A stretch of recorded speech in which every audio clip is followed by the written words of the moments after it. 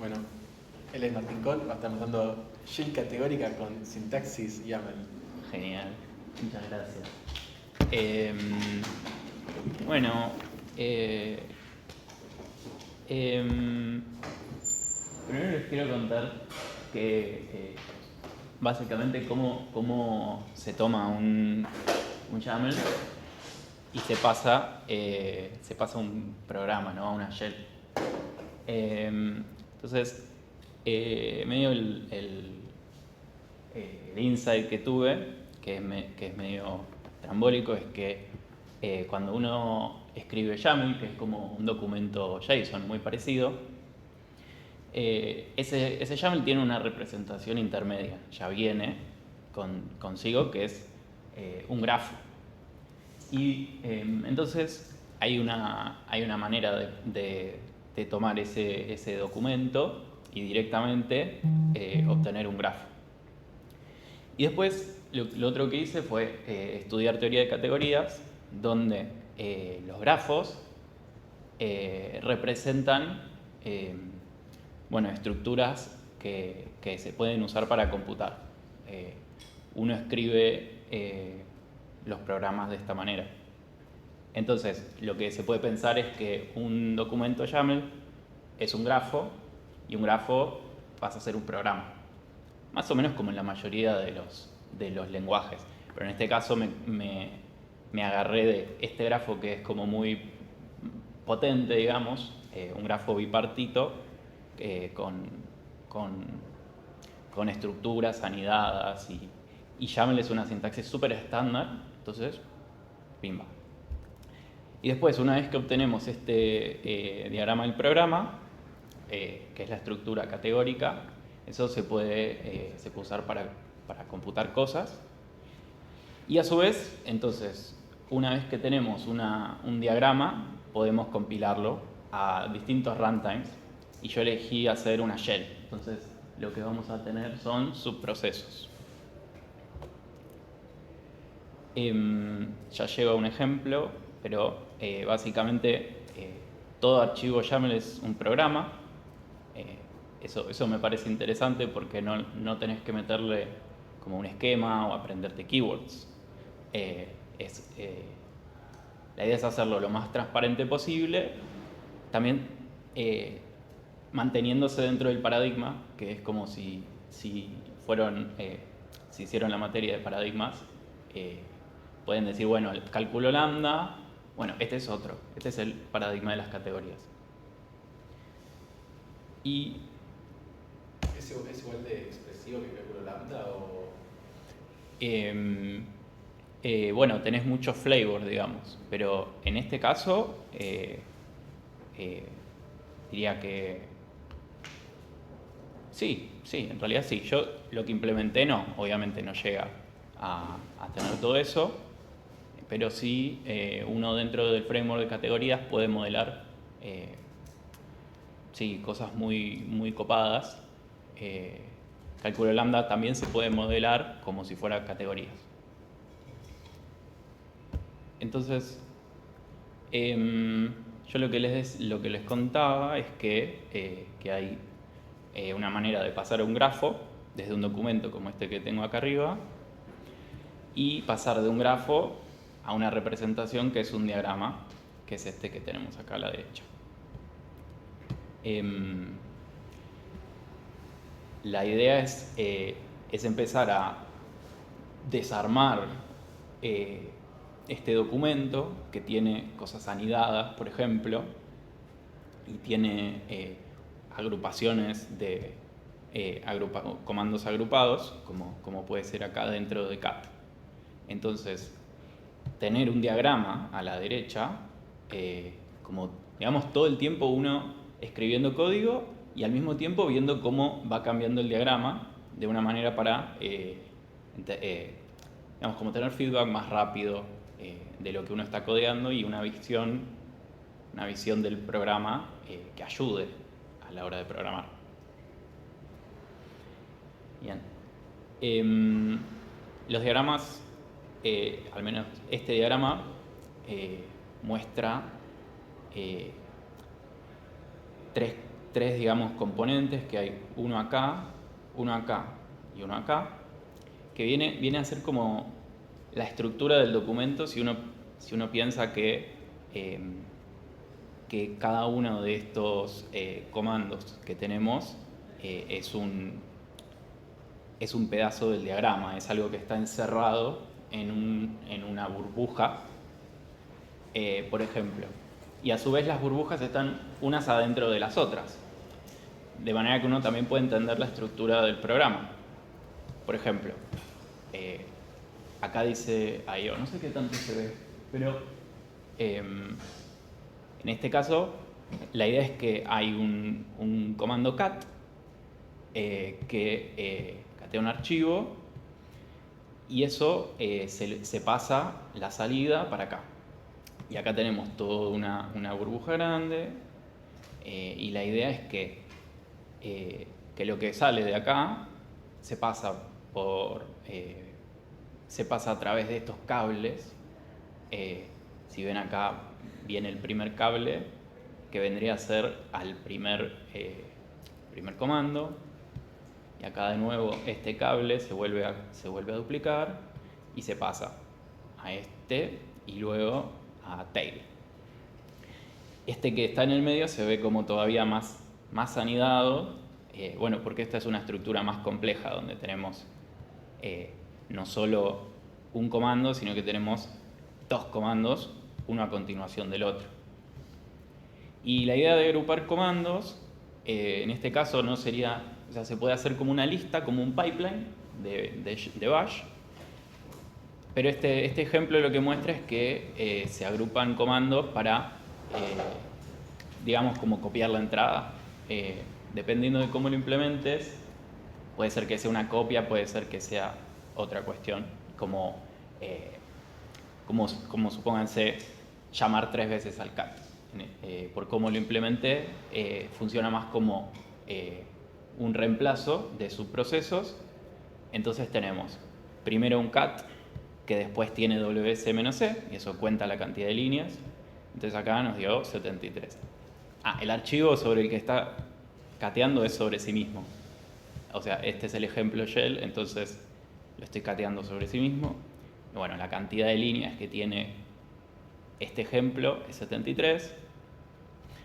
La cantidad de líneas que tiene que empiezan por grep, la cantidad de caracteres que tiene que empiezan por grep es 23. Y le hice tail -2 y me dio las últimas dos líneas. O sea que la idea sería hacer más sencilla la copia entre distintos CIME. Consulta. ¿La secuencialidad está dada por el orden de los comandos o podría el runtime decirte te lo reordeno? Yo lo que decidí es que se haga como una serie de... No, primero se resuelve toda una línea, o sea, como un pequeño pipeline que vendría a ser cat y WC porque están anidados. Entonces, dice example 2 puntos y la línea siguiente es WC. Como que primero se resuelve eso. Después en una línea siguiente, digamos como si fuera un ejemplo de bash, se resuelve cat examples y pipeado con grep, pipeado con WC-C. Entonces ahí, en una estructura anidada, podemos como hacer como varias cosas prependeadas, digamos. Y ahí había una decisión para tomar si lo copiaba el output o si lo resolvía de otra manera. Y por el framework que es puro, digamos, categórico, que en el que yo si meto una copia en cualquier momento, eso se puede empezar a llenar un buffer por ejemplo, se me llena el buffer si yo digo, bueno, primero voy a hacer el primer comando, me lo voy a guardar y se lo voy a pasar una vez a cada uno de los otros. Entonces, en este framework, la idea es poder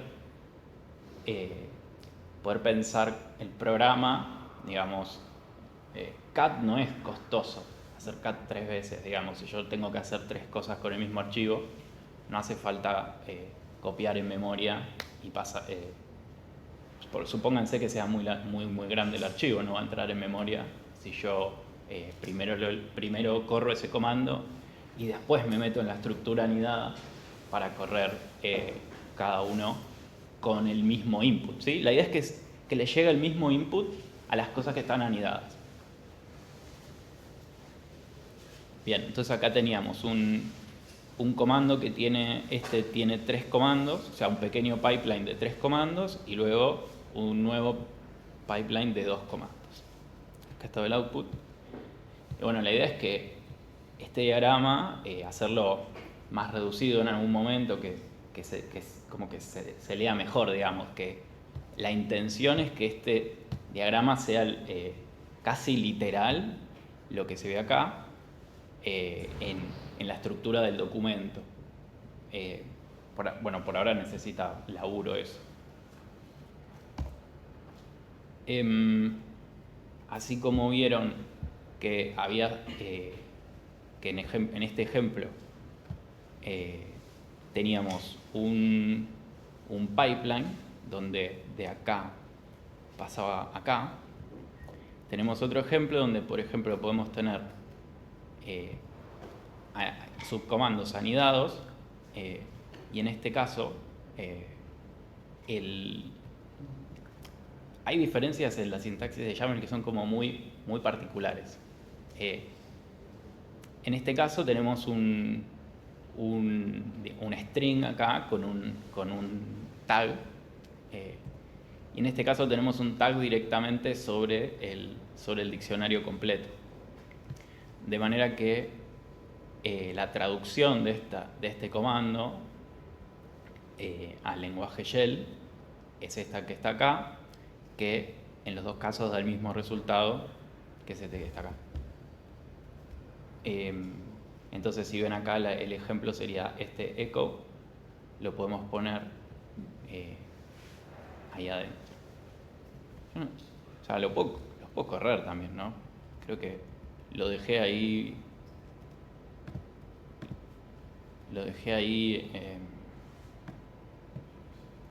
¿Eso tiene tipo library loading o tenés que reloadearlo vos? El hot reloading, la idea es poder ir editando el documento y a medida que se edita, que se recargue acá a la derecha automáticamente. Si vos armás tu entorno de esta manera, izquierda-derecha, entonces poder tener un flujo de trabajo más rápido, digamos.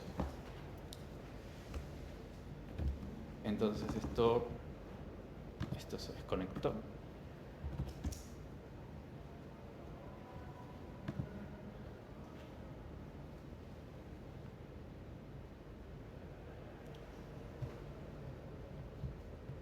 Bueno, acá estaba el ejemplo. Qué verga.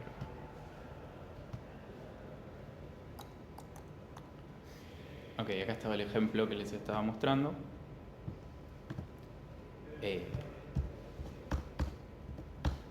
Bueno, ahora primero armo el entorno. O sea, tengo un binario, que ahora vamos a ver por qué tengo un binario. Y activo el entorno. Esto es código Python. Y simplemente nada, la idea es que es lo mismo que les estaba mostrando ahí, es este mismo archivo y acá está el diagrama. Si yo lo cambio, bueno, acá el diagrama quedó distinto, donde quedaron solo el cat y solo el WC-C. Y obviamente se ve como un poco más, ya la estructura es mucho más sencilla. En la medida en la que yo empiece no sé, a agregar un montón de cosas, lo ideal sería que la estructura, bueno, un poco lo muestra, ¿no? En la medida en la que empezamos a tener programas más grandes, bueno, acá por lo menos sé que tengo un montón de cosas una al lado de la otra. Por eso el programa es Por eso el diagrama termina siendo más horizontal. Y cada una de estas cajitas que están acá van a ser cada uno de las cuestiones que están acá. Esto está usando una biblioteca que se llama DiscoPy. O sea, yo la parte... Este diagrama es la estructura categórica de DiscoPy que la puede dibujar y que luego la puede ejecutar dentro del código Python. El otro ejemplo era este que les decía, Hello World Map, con EcoFu adentro. Y bueno, el resultado que ya habíamos visto. Bueno, acá estaba lo que dice Bash, Hello World Foo. Y si yo digo, si corro este ejemplo, bueno, obviamente el output es el mismo. La demo funcionó bien. Estamos acá. Bien.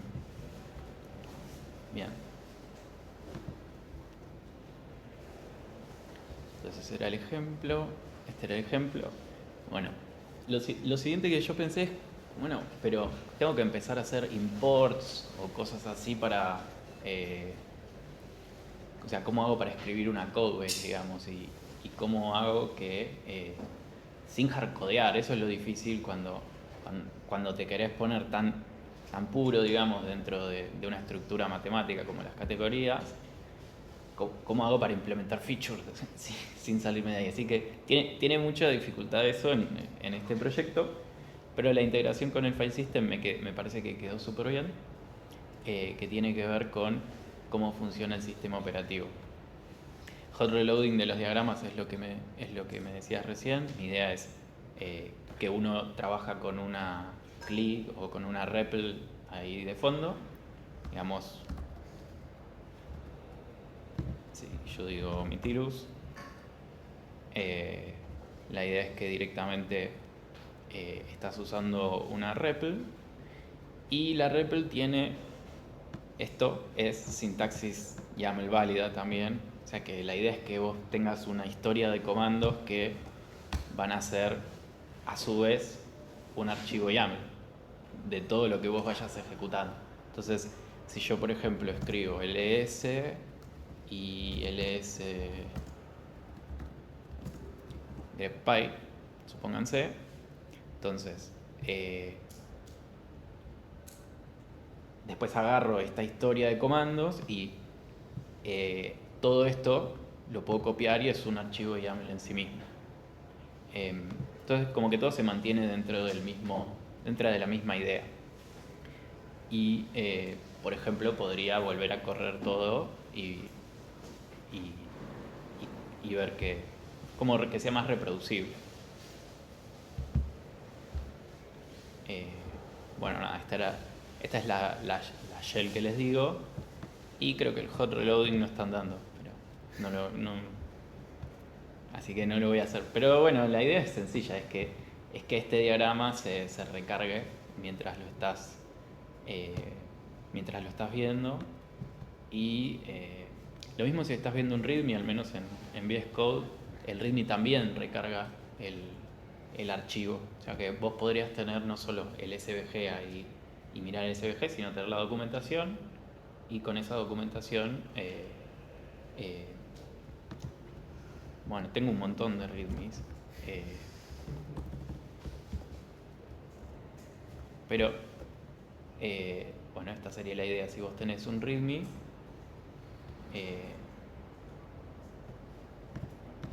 y este me quedó SVG, entonces ahora dijimos que sí, bueno, nada, que es interesante que esto Tuki se recargó solo también en el preview del README. Me parece como que tiene algo de UX ahí que está lindo. La integración con el file system, para que no se me vaya. El ejemplo, este ejemplo usa otros archivos YAML, y si ustedes notan, tiene este mismo tag ¿no? O sea, esta sintaxis en la que yo digo signo de admiración, signo de exclamación y un tag. Y eso yo les decía que se traduce directamente a los comandos del sistema. Entonces, ¿cómo se me ocurrió resolver que no hardcodear un sistema de imports? Entonces, bueno, ¿qué tal si esto es un comando del sistema? Ya que estamos, ¿no? Entonces, este ejemplo primero va a Hello Bean y si miramos Hello Bean, ahora sí entra el tema de tener un ejecutable. En este caso el ejecutable es Mitilus, que es el nombre de la shell, y este archivo Hello Bean lo marqué como ejecutable. De manera que sin salirme del framework y sin codear ni imports ni nada por el estilo, en este caso puedo usar otros archivos YAMLs. Entonces, bueno, la idea es parecida, ¿no? Si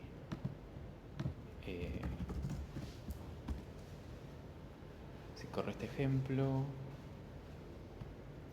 que corre Hello World World, bueno, vamos a ver el hello, que es un binario, que de hecho lo interesante sería que vieran también esto, que yo lo puedo correr directamente acá en Bash, ¿no? Porque, como les decía, es un ejecutable. Y lo mismo con este otro, que también es ejecutable. Acá ven el lugar en el que terminé hardcodeando, que todavía le estoy buscando la vuelta, que es cómo acceder a los argumentos que recibe el programa, el subproceso. Bueno, está hardcodeado, simplemente hay una regex. Si alguien tiene una idea de cómo lo puedo hacer sin salirme del framework, se los agradecería. Porque, bueno, si saben los programas, digo, agarras un archivo C y el main recibe argv y argc, y eso creo que se escapa del framework en este caso. Entonces, lo que les decía es que está bueno para armar una codebase en la que sin hardcodear imports ni nada por el estilo, y además uno es explícito de qué cosas son ejecutables. Y si no, lo que uno terminaría haciendo, como en Bash, sería decir el nombre del ejecutable que tiene que estar en el entorno y le pasa el archivo, como cuando escribimos, como cuando hacemos bash.sh.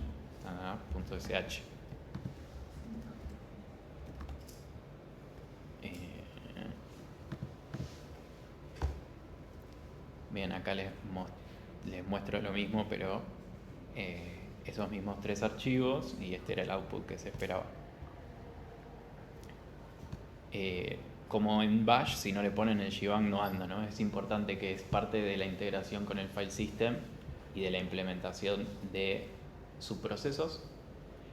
Pero, o sea, si vienen viendo todo este tiempo y recuerdan que YAML es un documento, se van a dar cuenta que en realidad el runtime es algo que viene después de armar la estructura misma del grafo. Ese grafo puede terminar siendo cualquier cosa. No hace falta que sí o sí termine siendo subprocesos. Bueno, y cosas que me gustaría seguir haciendo. YAML tiene sintaxis más avanzada, más loca, digamos. En este caso, esta X hace referencia, o sea, esta X tiene como, es una clave que tiene como valor esa misma X. Eso se puede hacer. Y lo que les decía de que se hace command substitution versus copy, bueno, eso está explicado acá. La idea es que hoy funciona así. Cada uno de los 2 comandos que están agrupados está precedido por el comando superior, que es cat. Que esto en si queremos hacer copia, en Bash sería así, asignando una variable, que les decía que puede ser demasiado grande para tenerlo en una variable, por eso elegí lo primero, y porque es más parecido al framework puro. Las variables no están realmente y tan bien soportadas, aunque esta misma sintaxis con referencias también podría llegar a ser la manera de implementarlo más copado. Así es como se implementan los booleanos. No lo hice todavía, pero la idea sería que los mismos diagramas implementen de manera nativa las estructuras. Así como primero presentábamos el cálculo de lambda y después le agregábamos los booleanos y después le agregábamos los enteros y así, los naturales y así. La programación usando diagramas tiene los mismos conceptos, entonces estaría bueno implementar eso también dentro de los mismos diagramas. Y otra cosa, por último, que me quedó pendiente es empezar a usar esta shell con los modelos de lenguaje. Noté algo que por ahí no es tan claro, que es que está todo hardcodeado para usar Bash, todo lo que usamos en general, que todos los modelos de lenguaje funcionan a través de ejecutar comandos Bash en la terminal, principalmente. Entonces encontré 2 benchmarks que a su vez están hardcodeados también para Bash, de modelos que trabajan de desarrolladores de software. Entonces, algo que me interesaría es ver si además de mi gran estilo y capacidad de diseño de un lenguaje de shell, si ese mismo estilo que yo elegí después termina sirviendo para que otras personas codeen, y como un proxy puede ser unas buenas pruebas, decir si una IA puede escribir esta shell, entonces seguramente las personas también, los programadores también vayan a ser capaces. Bueno, y todo se retroalimenta, en el fondo. Así que gracias.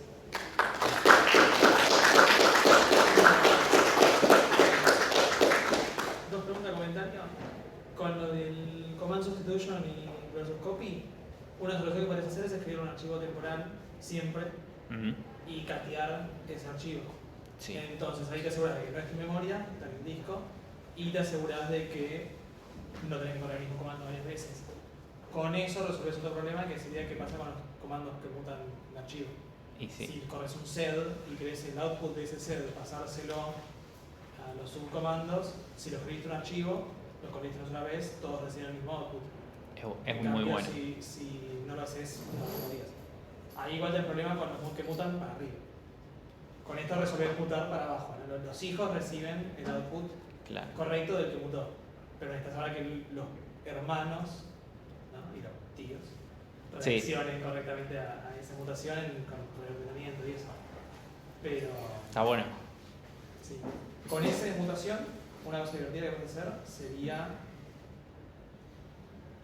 forzar a que no puedan mutar el archivo original, sino muten una copia, y entonces los hijos ven esta copia editada, pero los hermanos ven el original. Es una decisión. Ok.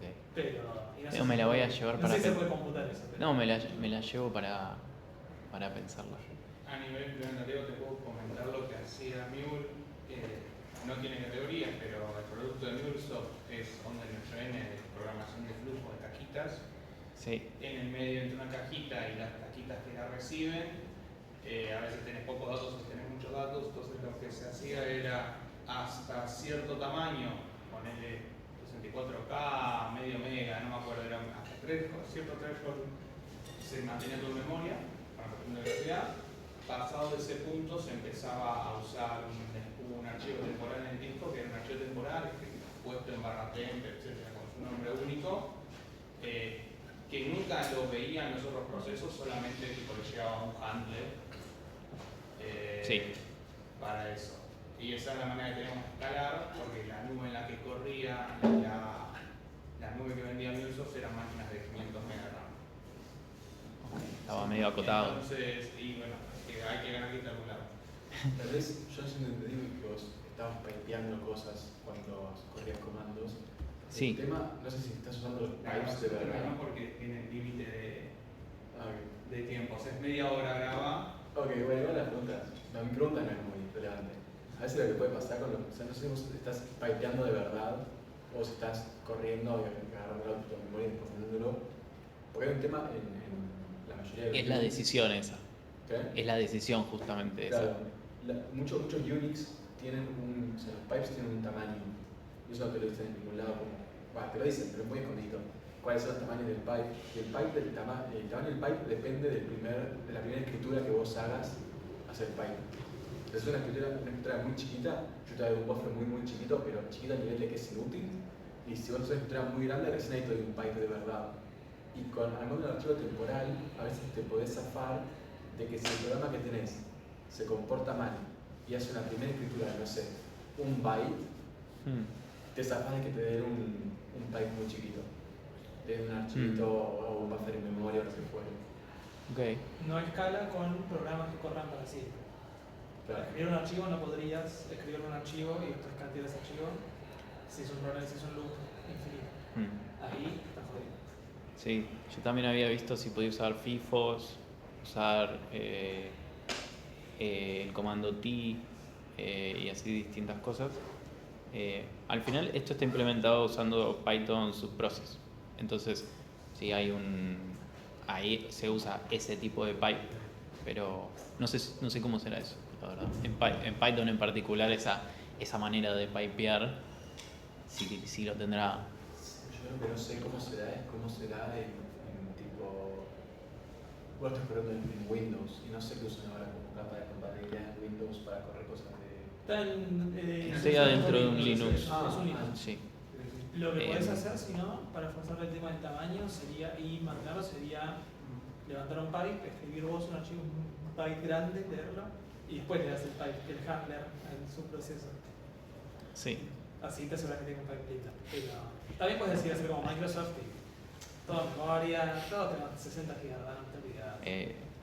Bueno, y con respecto a Windows que decían, la idea sería que es multiplataforma, ¿no? Estamos hablando de estructura, o sea, es como escribís listas, diccionarios, referencias. Es como que uno siempre se queda en el mundo de los datos antes de pasar a un programa, y que eso es algo bastante poderoso en general y bueno, es parte del diseño también que eso sea así. ¿Alguna otra pregunta? O pasamos al siguiente. Bueno. Gracias.